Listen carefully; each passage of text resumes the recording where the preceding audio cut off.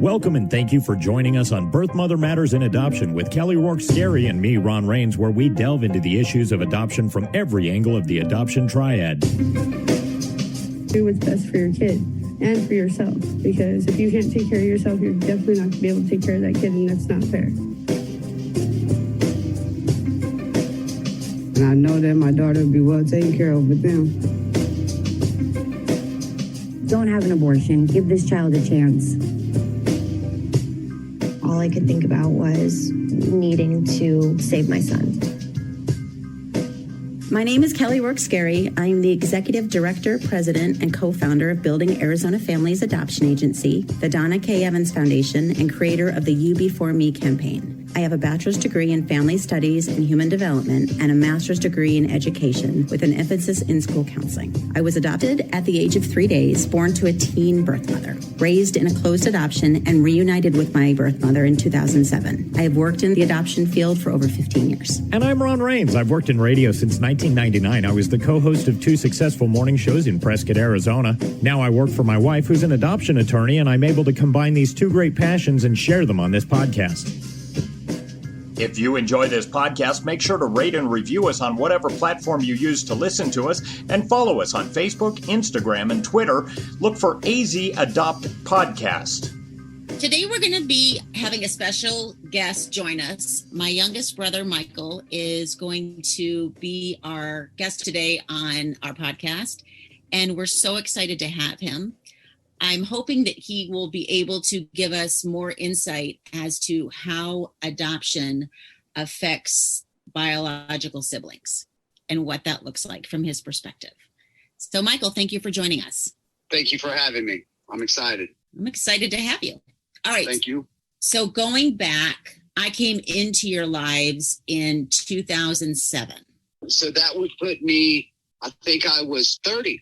I originally found out that, mom gave a baby girl for an adoption when I was 19, maybe 20. And I don't know how it got brought up, but I knew she just kind of reached out to me to see. She knew I was more computer savvy than Clarence is, our oldest brother. And so she asked my help basically to see if I could get on there and just find anything, you know what I mean? The only thing she had was I think the doctor's name or the lawyer's name. And to come to find out, I didn't find anything because she had the wrong last name or misspelling or something along those lines. And I had just basically, after trying for a few months, just forgot about it. You know what I mean? Just kind of man, you know what I mean? And just kind of maybe always hope man, I don't know. I always thought about adoption kind of it's got a negative connotation around my upbringing, I think. You know what I mean? Because what they portray on TV, it's always the adopted kid is always the troublemaker or, you know what I mean? Or always acting out, wants attention. So I always had a negative view for some reason. And I think that's public. Okay, hang on one second. Go back to what you were saying, because I think there's something really important that you were saying that I'd like you to elaborate on. You said in your upbringing. What does that mean? Describe what that is? All right, my upbringing, it was hectic. My stepfather was just was mean. You know what I mean? So we was just kind of around things I probably shouldn't have been around. You know what I mean? Okay, let's back up a little bit more. Culturally, you were born and raised in West Virginia. No, I was born in West Virginia and moved away when I was 3.5. Okay. 4. And then moved to Ohio. And from kindergarten to 5th grade, I went to 12 elementary schools. If that gives you any kind of insight of what kind of upbringing I had. That's a lot of, you know what I mean? That's a lot of schools, a lot of different kids. A lot of masks that I had to put on, you know what I mean? Just kind of, we've talked in the past, just kind of that's why I'm used to being a chameleon, because of the upbringing I had where I was constantly shuffled around. And that was due in part of the choices that mom made, the men that she had in her life, you know what I mean? I've always wanted, you know what I mean? a home, I guess. And she, you know what I mean, just looking for it in all the wrong places. And when our stepdad, you know, he's something else. But he just, I don't know, man. It was just, that's just so you clarify, because I know I mean? that she had more than one husband. So you're referring to her second husband, correct? Not my biological father. This is the guy after him. He's just an evil man. I'll paint a picture of you for you. He's about 6'3", 6'4". His hair is all the same length, and it's down to his like butt. He pulls it back in a ponytail, and he's got a big long Fu Manchu. You know what I mean? Like a beard. It looks like a big biker. You know, and he used to beat on me, Clarence, and my mom. And that's what kind of guy he was. You know what I mean? So he was just evil. And it wasn't like she let it happen. The first time I ever seen somebody get knocked out cold, it was my mom. And I thought she was dead. I mean, he hit her once and arms straight out, you know what I mean? Like just rocked, just like a board. And I'm sitting, you know, I thought she was dead. I'm probably 7 years old. You know what I mean? So she took a lot of beatings for us as well. So I don't want to paint my mom as something, you know what I mean? Like she just stood by and let, you know, stuff. No, I get it. You know what I mean? She did what she could. She had to survive as well. And that's why she shipped me off to my grandmother's a lot. That's why I went to so many places, because I was, you know, just, she didn't want me there because I was the baby, you know what I mean? And she didn't want me to be around that, I guess. And that's why I went everywhere. During this time, was adoption ever discussed? No, not at all. Honestly, nothing. Just the stuff, like I said, seen on TV. Like I lived my life in front of a TV. You know what I mean? And so like, I think first time I ever seen something about adoption was like on Punky Brewster or something, you know? And My Two Dads. You know how, like, you remember that show with Stacey Keenan? Yes. That was a good one, huh? And, you know, so that was my introduction to what adoption was. And it was always in a negative light, you know what I mean? Or something, you know what I mean? Something that wasn't necessarily a positive thing, the way I view it now, obviously, you know what I mean? So just that imprint as a child, you know, that negative, just, you know, and then finding out at 19 that I did have a sister out there, you know what I mean? And honestly, at first, I kind of was like, I don't care. I don't want to know. I ain't had, my attitude was like, I ain't had a sister this long. I don't want one now. And I think in a way, it was probably because I just, maybe jealousy, maybe, you know what I mean? Kind of like, I'm the baby. I want the attention, you know what I mean? And I maybe deep down, you coming in the picture took some of my love, you know what I mean? So that's probably, if I'm going to be 100% honest, that's probably what I first thought. I'm curious, you say that your only real exposure to adoption was through television, you know, Different Strokes, Punky Brewster, things like that. Going to all those different schools, you didn't have any friends or classmates that you knew were adopted or nothing like that, huh? No. Nothing. Interesting. You know what I mean? Nothing that I can think back and no. It was just kids, you know what I mean? If anything, like this when like cousins lived with cousins, or you know what I mean? But it wasn't nothing like an adoption. Like, so you didn't know anybody that was adopted? You didn't? No. Okay. Do you think it was that you didn't know anybody that was, or just that nobody talked about it? No, probably nobody talked about it. You know what I mean? It's kind of one of those things, like if you are, I mean, it's a family thing. It's not something that kids would talk about. You know what I mean? Especially with me being so new at all these schools, you know what I mean? That's something that it takes time to develop, you know what I mean? And build a relationship to share something with someone like that. Right. So with me going to all these different schools, I never really got the chance to get close to anybody. If that makes sense. So I guess nobody really, I never really, that's maybe a reason nobody ever shared that with me. If they was adopted, I could have been introduced to a lot of people, but it was never a subject brought up. You said that you looked for a couple months and then you kind of let it go. And then fast forward, you didn't have any more thoughts or feelings or interactions with mom about her placing me for adoption until I basically showed up at your front door. Man, that was awesome. Yeah, I mean, maybe throughout the years, you know what I mean? Like maybe I know personally, I had thought about it, you know what I mean? Because by that time I became a father. And so I knew what that, you know, the love of having a kid, you know what I mean? That unrelenting, like you just would do anything for a child. And then, you know what I mean? Like how just processing that whole thought, like what my mom went through you know what I mean? Like because I wanted to know what happened. Was she made to do it?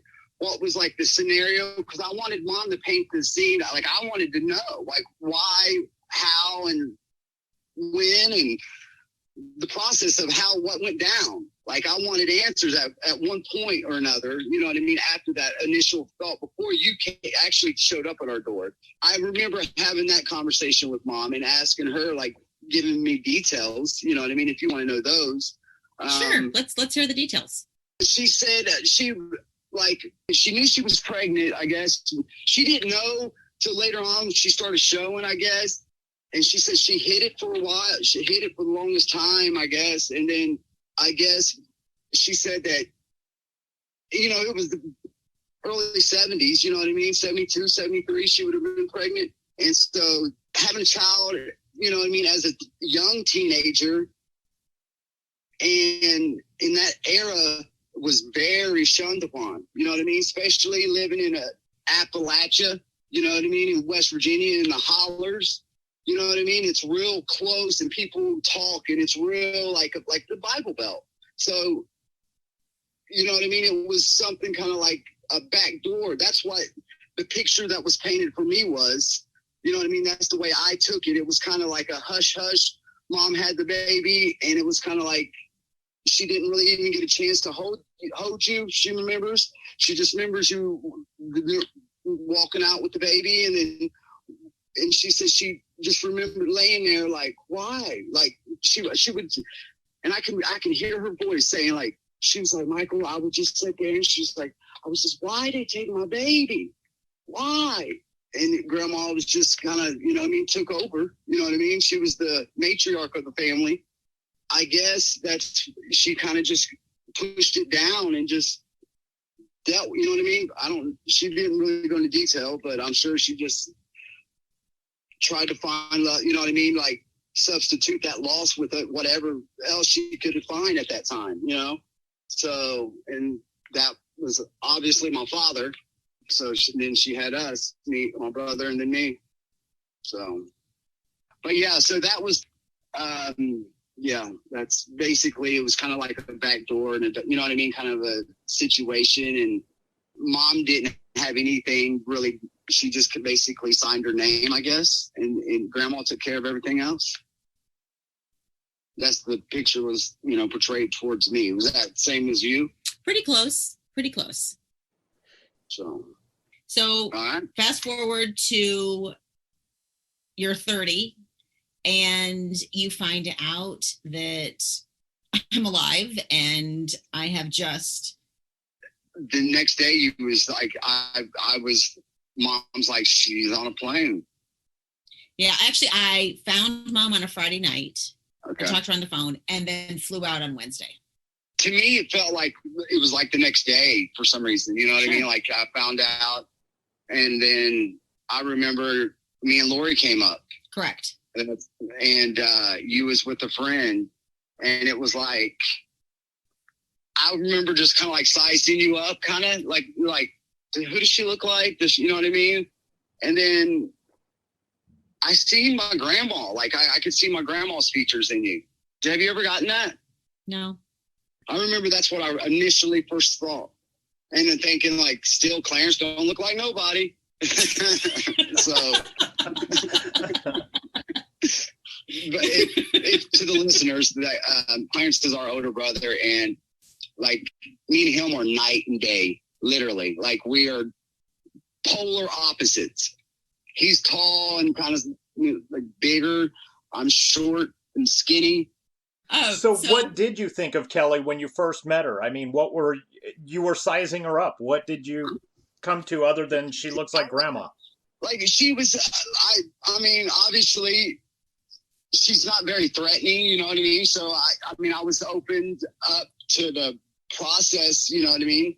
I can't remember I don't know, you know who Angie is, right, Kelly?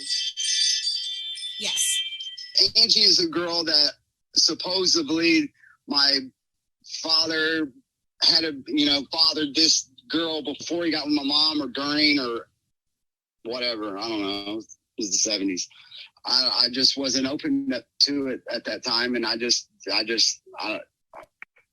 it's wrong, but. If I remember the story correctly, that I was told your father had asked for a paternity test and she refused. And that's what kind of like I put the brakes on, you know what I mean? Yeah. Because I think at first I was open for the whole whatever. And then that's what I think that you are right. And that's why I kind of put the brakes on it and was like, and then that's when I threw up the wall. But getting back to you, Kelly, like, so I had done experience that. So basically I was cautious maybe at first, if you remember, but like Clarence was all in, like he was, you know what I mean? Like, yeah, he was like jumped, like he was all in. That's all I can, you know what I mean? Like he was he was wanting you to move up here. You know what I mean? Like he was, I don't know. I've never seen my brother like that. I was kind of more standoffish, I think, at first. And then gradually, I think over, you know what I mean, just the talks that we have had through that time. We talked quite a lot there at the beginning. Yeah, and then life happened. And there are seasons where like we talk a lot away. And seasons where we don't talk a lot. Yeah, agreed. I always wanted a sister for some reason. I always wanted a sister so she could bring her friends over to the house. You know what I mean?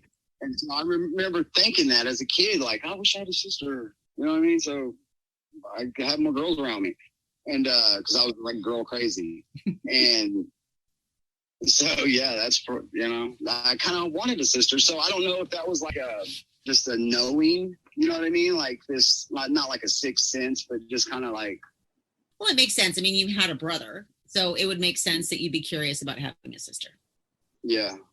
We want to thank Michael for joining us on Birth Mother Matters in Adoption this week. And we had so much more to talk to Michael about that we were going to make this a 2-part episode. And next time, we're going to be talking about adoption versus abortion. If you're pregnant and considering adoption, we are here for you and understand what you're going through. We've helped hundreds of women place their babies for adoption, and we want to help you as well. We have a pregnancy crisis hotline available 24/7 by phone or text at 623-695-4112, or you can reach us on our toll-free number at 1-800-340-9665. We can make an immediate appointment with you to get you to a safe place, provide food and clothing, and help you get started on creating an Arizona adoption plan, or just give you more information. Check out our blogs on our website at azpregnancyhelp.com and follow us on Facebook, Instagram, and Twitter by looking for AZ Adopt Podcast. If you enjoy this podcast, make sure to rate and review us on whatever platform you use to listen to us. Birth Mother Matters in Adoption was written and produced by Kelly Rourke-Scarry and edited by me. Thanks go out to Grapes for letting us use their song I Don't Know as our theme song. Join us next time on Birth Mother Matters in Adoption. For Kelly Rourke-Scarry, I'm Ron Rains, and we'll see you then.